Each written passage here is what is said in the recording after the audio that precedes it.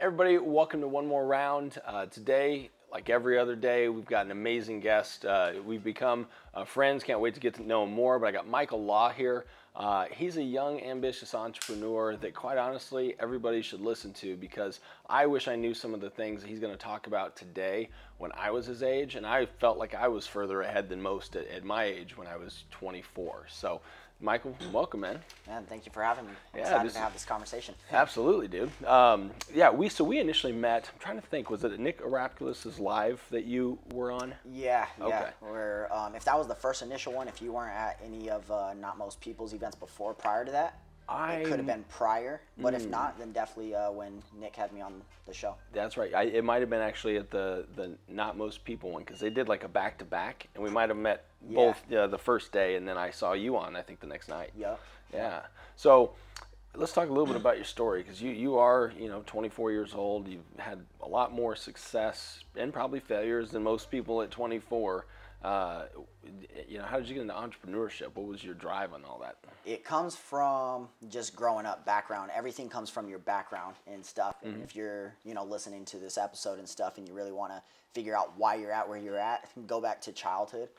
I didn't know entrepreneurship was a word whenever I started entrepreneurship. I just was ambitious and found out that's what ambitious people do is create businesses and companies and pursue different ventures and stuff like that. So my background was poverty. I didn't grow up with, I had, my mother put a roof over our head.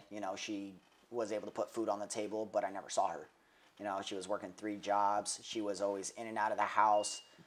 She made sure she put us in sports. I think that was a huge, big part of it is because growing up in poverty, whenever I look at all my surroundings, my neighbors and stuff like that, everybody else is in poverty too. And I'm not going to lie, when you don't got something distracting you, you get in a lot of trouble. So if I wasn't doing sports, I was a troublemaker. So sports guided me to, creating discipline and confidence and building a personality for myself. And so just growing up with my mom, seeing her work 3 jobs to do all that, put a roof over our head and supply, I didn't know I was poor because of how much she was working to make sure we had new clothes all the time, to make sure we had a full Christmas, all these presents under the trees. It really started tuning in when I started hanging out with other athletes. Okay. And in that athletic space, we started playing. We go from middle school, high school, sports to now getting recruited for club sports. And I started seeing the lifestyle of some of the players in that area because some of those people, they do come from, both parents, great jobs, flying them all over the country to make sure that they're scouted in front of coaches. They're doing everything they could for their kids. And there's nothing cheap at all about club sports. There's nothing cheap at all, man. I have a lot of friends that have their kids in club sports too, and our kids will too. And they were telling me about some of the pricing. I'm like, it's how much, for this and to take these trips and all that kind of stuff. But yeah, so you are still able to do some of those things, and that's when you started to see people around you that had just a little bit different lifestyle. So what was going through your mind then? Like how were you adjusting? A big part of it was how could I see somebody work so hard, being my mother? How could she work so hard, have so much heart, and every single year we're still behind on bills. We're still in poverty. We still got the kitchen roof falling in every time it rains, all this type of stuff. But other people can work just as hard, if not even as hard, or without as much passion and stuff. And every year they're leveling up. And it led me to just Google, just to be Googling this stuff. And one big thing that I think made a big shift in my life was reading. I hated reading. Being an athlete, I thought reading was for losers. I thought... Same. Yeah. Totally. Yeah, and I didn't want to be known as that guy, Michael's skipping out on the party this weekend to go read. Now I'll skip out on all your guys' parties to make sure I go read a book, And I had a friend that was like, hey, Michael, because I'm smart outside of school. Everybody knows the school system fails us. And so outside of that, I have intelligence in other areas and stuff. So my work ethic was out the roof there. And they're like, you're a smart kid. Why don't you read? And then that's when I replied to them. I was like, man, reading's for losers. I can't be caught reading. And he gave me one tip that I recommend if you're listening. You really take this tip. And it was find the smallest book on your favorite topic and just start there. And I loved basketball. I was playing basketball, so I grabbed this book, Heart Over Height by Nate Robinson. For those of you who don't know, Nate Robinson, I'm 5'10". I think he was like smaller than me, 5'9", 5'8", but dunking over Shaq. Won the dunk contest. Yeah, won the dunk contest, I think multiple times too. Yep. And the whole purpose of his book matches the title. You got to have more heart over height in whatever you're doing. You got to have more heart in whatever you're doing. And so that every time I was trying to relate that to my life. So that's why I was like, okay, my mom has more heart, but we're not getting further. I have a lot of heart and ambition, and I see it working. I'm getting recruited to different teams. Different coaches are flying me to join their team and stuff like that with club ball. So I was like, how does this work in real life? Because I grew up in an environment where there's drugs, guns, violence. I've had athletic friends die, you know, and get shot. Just being at parties. I have other friends that's overdosed, you know, and dying at parties and stuff like that. So that was my normal environment. When I led to Google, I started looking at what creates success. Simple search term, and that led me to the rabbit hole of entrepreneurship, successful people. It was interesting because Bradley, good friend of ours with Not Most People, he actually just interviewed Cody Sperber. Yeah. Cody Sperber is the reason why I live here in Arizona, because at 16 years old, when I was looking up how to become successful, Rich Dad Poor Dad started popping up, you know, real estate people started popping up, and then I started just getting triggered by his ads. His ads started hitting my feed all the time. And so I started looking into more of his stuff, and that's what led me. I was like, you know what? I got to figure out how to get to Arizona. Like, how do I get out there? So I told my mom, it's like, you know what? I didn't have good grades. I was a DF student. So I was trying to figure out how can I still get to Arizona and have support because we're broke. Whenever I landed on his page and landed on all his content, I didn't know if it was real estate that I was going to do. So I told my mom I was a DF student. So I was like, hey, there's this trade school out in Arizona called UTI. It's an automotive technician school, and I used to race cars in high school and stuff too. So I was like, you know what? I have a small passion for cars. Let me go to the car school. And she ended up supporting me, helping me get an apartment, pay for my rent for a couple months. And I got a job at IHOP to substitute all that and stuff. So that's when I moved out here and I really started diving into entrepreneurship. But it was seeking the why. You know, why do some people work so hard and some people don't? It doesn't look like they're working as hard, but they're, you know, getting the cars, getting the houses, the Lambos, the trips, the vacations. But, you know, we're doing everything we can and still behind. So that's what really led me to Seek. And I started from there. I've read every single book. You know, since I found out it was business owners that were creating a lot of this stuff, I went to the business section at Barnes & Noble. The first book, I didn't know what I was looking for. So I was like, you know what, I'm just going to grab the first book I see because I don't know what I'm looking for. Right. And it happened to be facing me front out. One thing I learned about Barnes & Noble, the good books that always sell, they put cover facing you. Yeah. And so it was The One Thing by Gary Keller. And that book led me to this whole decade of just researching the topic of the book. Same thing, focus on one thing until you get there, and then that'll turn into more experiences down the road. So the one thing I was focused on is that one question, how do people create success? And I dove into success habits, financial habits, goal habits, all these different practices that have led me to pretty much where I'm at today and where we're going. Beautiful. So from IHOP, did you start getting into real estate investing, or what was like the first entrepreneurial thing you did? Yeah, so in high school, I'm going to jump to 3 different things. So high school, I was good at social media. I started branding myself because I learned I wasn't getting prospected because I wasn't on YouTube with basketball and stuff. So, and I had a lot of musician friends, a lot of underground artists. So I would tell them, hey, I'll manage your social media for $150 a month or something like that. So I started managing their social media platform. So I started a social media marketing agency when I very first moved out here. And what I found out is all those artists, they're broke too because they're trying to make it. So sometimes they wouldn't pay me. I'd miss months. So I was like, man, like I can't work with athletes. I can't work with influencers because I don't know how much they make or if they're making money or what, because they're on the same journey I'm on. So I switched to B2B. I kept getting hit with ads. So one of the ads I got hit with was Ty Lopez, and he's a social media guy. So I learned social media marketing and started moving B2B. So I was getting furniture stores, coffee shops, gyms, just tattoo shops, just whatever, real estate people. And I started a social media marketing business.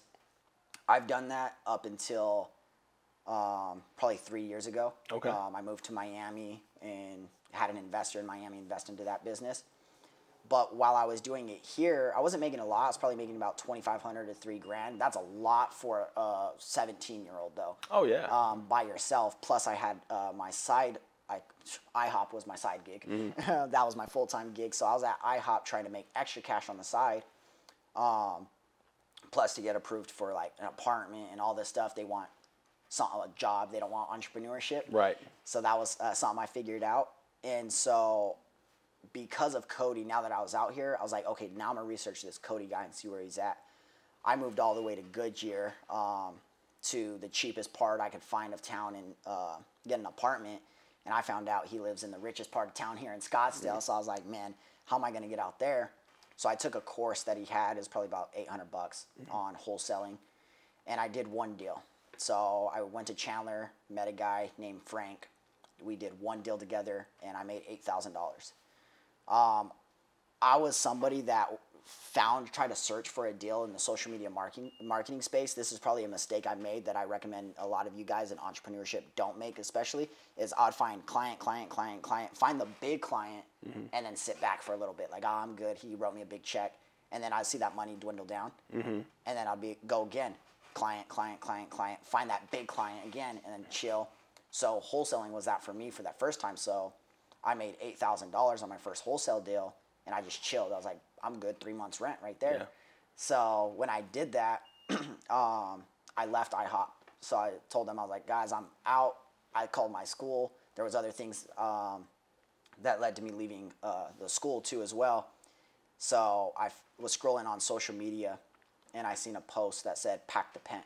It was entrepreneurs, it was network marketing. Okay. And so they were running in-home meetings inside of a penthouse, and that was their branding, pack the pen.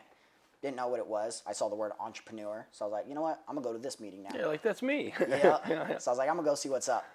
And I started network marketing that same day. Didn't know what it was. I just signed up. We were in a penthouse, bunch of people in suits. So I was like, all right, cool. This is what I'm doing next too. And kind of that real estate kind of started dwindling down because I had this new shiny penny in front of me. So I started doing that for a few years as well. What was the product or service? Legal Shield. Legal so Shield. Okay. I still use it to this day. Yeah. I recommend everybody still use it. It's a good service. Yeah. I'm not in the business no more, but man, access to attorneys, especially being in business, is critical. So I find that's one commonality between like almost all entrepreneurs I know. At one point in time, they got into network marketing. Myself, I mean, Amway was really my gateway. Yeah. And I wouldn't recommend anybody do Amway today. No.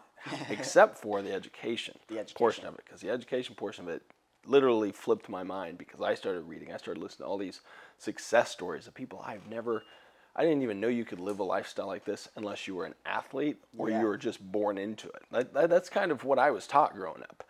You can be a professional athlete to make millions, or you had to be born rich to go into your own business because nobody owns their own business unless they're rich. Yeah. Which is this is the mindset. So network marketing was very attractive to me. Yeah. I remember when I got contacted the first time. I was managing a dry cleaners, and this dude came in, just chatting it up, and I was taking his clothes and all this stuff. But he's like, "Man, you're a really good conversationalist. I enjoy talking with you." I said, "Do you keep your options open to make extra money?" I said, "Yeah, I do. I manage a dry cleaners." And at the time I was making like $12 an hour or something stupid. And I went to a presentation. He gave me a tape, and one of the tapes was by Robert Kiyosaki. And it was basically like Rich Dad Poor Dad or Cash Flow Quadrant, but in a talk that he did. Yeah. And that opened my mind, like the 4 quadrants of how people make money. And I'm like, yeah, that's where everybody I know is. I don't want to be there. It sounds like I don't want to be here either. And then, you got the other side, the big business and the investment side. I'm like, wow, how do we move there? but it started to open my eyes. And I don't know about you, but I would imagine most of your entrepreneurial friends at one point in time probably got into network marketing. And yeah, I honestly, network marketing has a bad rep, so it has like this pyramid scheme, whatever behind it, and that's okay. Besides that, I think network marketing is like the school for entrepreneurship. I think you could go in there, you learn how to manage a team, build a team, communicate better, leadership skills, run your own business and operations for a low fee, sell, all this stuff in business and entrepreneurship. You get really taught in network marketing. It's a personal development school, basically. Absolutely. I mean, things like speaking in front of people. Yeah. That was frightening to me. And I've always been a pretty big guy, and especially back then I was very in shape. And I was terrified to get up in front of like even 5 people to talk, because it's just not how I grew up. But then they throw you in the fire in network marketing. I went from being afraid to talk to 5 people, and there were times where I would talk to 2,000-3,000 people in an auditorium, and people freaking cheering for you and all that. I never would have gotten there had it not been for that time. So yeah, there's a lot of skills, and one of the other things is you learn how to lead people, but what people don't understand about network marketing is it's an all volunteer army. Yeah. Right? They don't have to be there. They're not getting paid to be there, but they're showing up to meetings, they're doing these things, and you are leading people that are there without having to pay them. Yeah. That's a skill that I wish everybody knew how to do, or could learn. So anyway, didn't mean to go on a tangent about network marketing. No, you're good. And I think someone in your family does it. That's right. Support them. Buy that protein shake or something, because they're working hard and they're not making very much money typically. But they're learning skills that eventually will pay off for them. Yeah. So we were talking about habits before this. I know it's something big for you.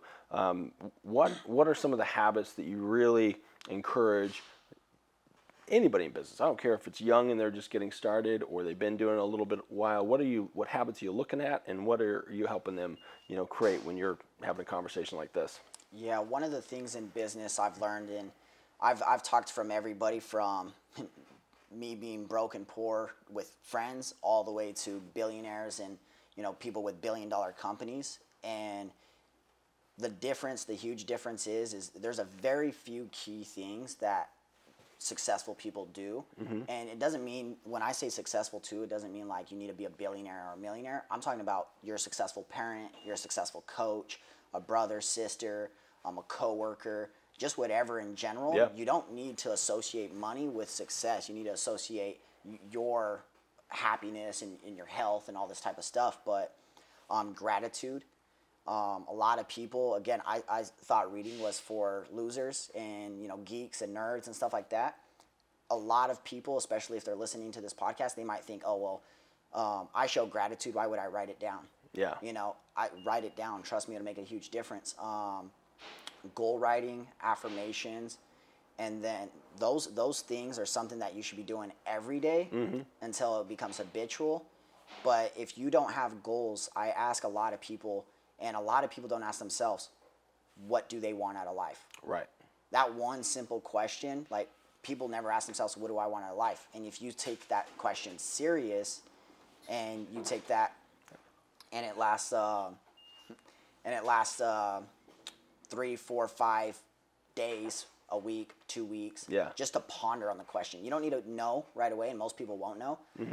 But if you write some things down of what you want out of life, most people want a home, most people want cars, most people want vacation. So if you just start there, but you write these things down, then now your mind's going to start to shift and think, how do I make this happen? Absolutely. Well, and you've probably heard the reticular activating system, and that's what you're doing, is you're identifying, number one, what do I want? And I agree with you. I don't think many people ask themselves that question. And I think they don't ask them that question, and I've thought about this a lot, is because they think that they have to say, these are the material things I want.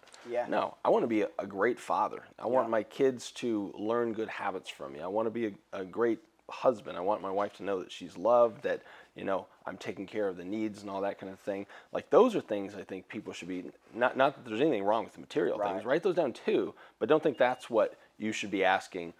what do I want out of life? And then your reticular activating system goes to work, and now you're thinking of how do I solve this problem to get there, to get that?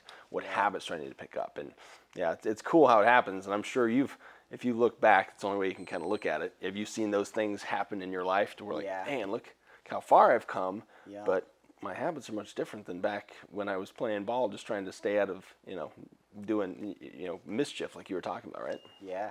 I don't know if you remember like middle school days, high school days, there was this project they had you do in science where you would take like a white rose, for example, and you put the white rose in water, and what you'll do is you'll drop any color inside of the water, and then over a week or so, say you dropped blue inside of the water where the rose is sitting, right? Eventually the white rose turns blue. I say that to say that everything starts at the root. So when you go back, your childhood is your roots. And everything you do, you grow, you sprout, and you're this person, there's this personality based off of where the root was planted, where you grew up, your environment, all these types of things. But at any time, you could change that color. You could change that personality. And you got to be willing to just add a little drop of habits, health, wellness, prioritizing some of these things to then overall, you don't see the rose change blue in a day, but give it 2 days, 3 days, a week or so, and then all of a sudden it's solid blue. Yep. And that's the same thing with life. So everything we're doing, nobody is implementing habitual behaviors. And when I don't see nobody, I'm talking about like there's maybe 10% of the world that focuses on their daily routines, their habits, and focus on success. And a lot of the rest of the world, we put a cap over our head and say, oh, that's them. That's because of this, oh, they got it handed to them. Like you were saying earlier, they were born into a business or whatever it was. I didn't have nothing, know. And now, because I was introduced or exposed to the information that we're exposed to, which is entrepreneurship or personal development or habits, then now that's led me on a path to be able to go educate and expose this information to the people that really need it. Yeah, absolutely. Well, I know you have the Future Generation Millionaires to Billionaires, which you guys need to check it out. Do you have a website? I was looking on your Instagram. I saw your link tree. Yep, fgmb.io. Okay, perfect. Check them out on my Instagram too. But what's neat is the little books that you created that you journal in, and it's got like different questions and stuff. Yeah. I think I got a free one from it was the Not Most People event, and it's awesome. And my wife got one, and I literally use it probably not as much as I should, but at least once a week, and I'll write something in it. And it's great. Where'd you come up with that idea? And is that like something that people can buy or? Yeah. Again, fgmb.io. You can find everything there, but it comes from those network marketing days. Yeah. So a story about that is Blake and I, my business partner. When we started in network marketing, we didn't know what it was. We didn't know what we were doing. We had a guy that seen young hustlers, and he recruited and was like, hey, I'm gonna make a lot of money right here. So yeah, I would have sponsored you for sure. He pulled us to the side and he wrote down a game plan on how to hit the fastest rank in the company, or the highest rank in the shortest amount of time, and it was 4 months. So we did that, and we recruited 6,000 people in 6 months. Wow. The CEO flew to us. We didn't have to fly to him, So they're like, what are they doing? We took Arizona from ranked 36 in production to #1 over California and held it for the whole 6 months. And when we did that, everyone was asking us like, what are you guys doing? How are you so confident? How do you guys stay focused? All this type of stuff. And I didn't know necessarily at the time what we were doing, because we were just doing it, running. Something that if you have ambition, it just does that to you. You just go. But I was writing down my goals on a piece of paper. I was scheduling out my stuff maybe in a planner over here. I was, writing down gratitude somewhere else. I was doing all this stuff all over the place, but I didn't have it dialed into one central location, so I didn't have to lose my sticky notes with gratitude on it, or, lose my goals because I left it in a notebook at the convention, or, something like that. So after a while, Blake and I really sat down and we're like, what are we really doing? Like, how did we recruit 6,000 people in 6 months? So we sat down at his apartment and we took a look at everything. We're like, okay, well, we know what success habits of successful people are. Are we doing them? So we started looking at this list. Okay, gratitude. Yep, we're doing gratitude every single day. So let's add that to this book. Writing down your quarterly goal. There's a difference between writing down your goals, which is it could be a short-term goal, a long-term goal. But when you write down and you chunk that down lower into like, what do you need to accomplish this quarter? That keeps you dialed in for the next 90 days. Yeah. And that's what a lot of people will skip over is like they want the mansion and they want to run until they get the mansion, but they're not running for the next 90 days to something, so it gets them a step closer. So we added that into that. And then 5 tasks. The 5 most critical tasks is very important because we all have busy days and we all have a list of 20, 30, 40 things that we want to accomplish and get done like immediately. And so we're all over the place or scatterbrained trying to get these 20 things done. Yeah. And if we don't, we go back home and we negative talk ourselves. Like, I didn't get this done. Dang it, I'm stressed, all this stuff. I was in that situation, especially with network marketing. You're trying to do 50 different things, talk to 50 different people. So I was like, okay, well, if I could just accomplish 5 things today by 10 a.m., I don't even care if I get it done by 10 a.m. or if I get it done before I go to bed. As long as I just accomplish these 5 most critical tasks today, that'll get me closer to my goal tomorrow. That eventually gets you closer to your quarterly goal, yearly goal, and then your life goal. Then I'll be happy and satisfied that when I go to sleep, the rest of the things on my 20 list, I'll just prioritize the next 5 most critical tasks tomorrow, and I'll make sure I just get those things done. Yep, that's all about winning the day right there. Yep. I love it. Andy Frisella talks a lot about that too, and he actually also, 5 tasks. He calls it the power list. The power list. But it's not daunting. It's like these are 5 things that are going to get me towards my goal. So I love the way you put that. I also want to shout out because we need to have you back. We need a long format, couple hour deal, I think. But one of the things I want to point out is your podcast. You're I think you said almost 30 episodes in. Yep. It's fantastic. What's the name of it? And is it on like all of the different podcast platforms? Yeah, wherever you guys get your podcasts, the Millionaires to Billionaires podcast. So if it's audio, any audio, wherever you get your audio, and we're on YouTube and your reels on Instagram and all over the place. Love it. Well, we're going to put a link to that and then everything you have in here. But I'm going to tell you, you guys should go check that out. And I don't care if you're my age, older than me, Michael's age. Check his podcast out because the people that he gets on are amazing and they're different. Like you just told me about a gentleman that he does martial arts instruction for the Team USA. Team USA. Coach. And what were you talking about? Just to give them a little flavor. With the Team USA head coach, we talked a lot about just really we like to dive into the entrepreneur stories because everybody does it different. I'll name a few. David Meltzer, he did it different. He's has the biggest sports agency in the world. Was former CEO. Peter Taunton grew his Snap Fitness franchise to over 6,000 locations worldwide, and the Team USA coach, he became the Team USA coach. So all of them have 3 different stories. So we really dive deep onto like how their backgrounds are, and then what they had to do to get to that point. What was their breaking point, and then what are all their habits that they're doing. So inside of that podcast, we focus on daily success habits, daily financial habits, and daily goal habits. So we really dive and pull those habits out of everybody's story because all the stories are different. But you'll notice one thing is a lot of the habits are the same. Yes. And if success leaves clues. So, if you're listening and you're like, man, they did something different, but they kind of did the same thing. It's like, well, exactly. Got to pay attention there. Yep. It's applied the same principles, just in different lanes. That's kind of how it is. So, guys, make sure you go and subscribe to that right after you get done listening to this. But this is fun, man. I appreciate you coming down today, and I think we have a ton more to talk about. So let's plan on doing this again in a couple months. And I know you guys got some good stuff out of this, so make sure, number 1, follow Michael. Number 2, share the show out. You're going to see some clips as well. Share this out so we can continue to grow it. We appreciate you guys tuning in, and we will see you next time.